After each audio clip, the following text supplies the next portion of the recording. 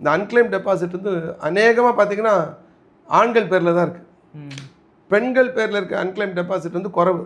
முதல்ல அவங்க பேரில் அவங்களுக்கு ஃபினான்ஷியல் ஃப்ரீடமே இல்லை, அது ஒரு பக்கம். அப்படியே இருந்தால் கூட அவங்க ரொம்ப பாதுகாப்பாக அந்த பணத்தை ஏதோ பண்ணியிருக்காங்க, நாமினி போட்டிருக்காங்க. ஆண்களோட டெபாசிட் தான் எனக்கு தெரிஞ்ச அளவுக்கு ரொம்ப ஜாஸ்தியாக இருக்குது. அப்போ இதுக்கு வந்து ரொம்ப நாள் இதை பற்றி ஒரு டிபேட் சர்ச்சை நடந்துகிட்டே இருந்தது. அப்புறம் வங்கி ஊழியர்கள் பல சமயங்களில் இந்த மாதிரியான இஷ்யூஸை எடுக்கிறோம். அப்போ இப்போ ரிசர்வ் பேங்க் வந்து கடந்த ஒரு 2 வருஷமாக ஒரு போர்ட்டல் ஒன்று உருவாக்கியிருக்காங்க.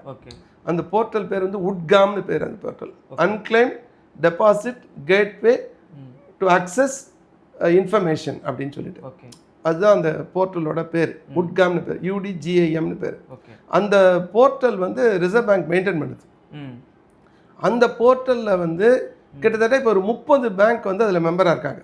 எல்லா பொதுத்துறை வங்கிகளும் இருக்குது, மேஜர் ப்ரைவேட் பேங்க்ஸ் இருக்குது. இப்போ ஆக்சிஸ் பேங்க் இருக்குது, ICICI இருக்குது, அப்புறம் இது எஸ் பேங்க் இருக்குது, அந்த மாதிரியான பேங்க்ஸ் இருக்குது.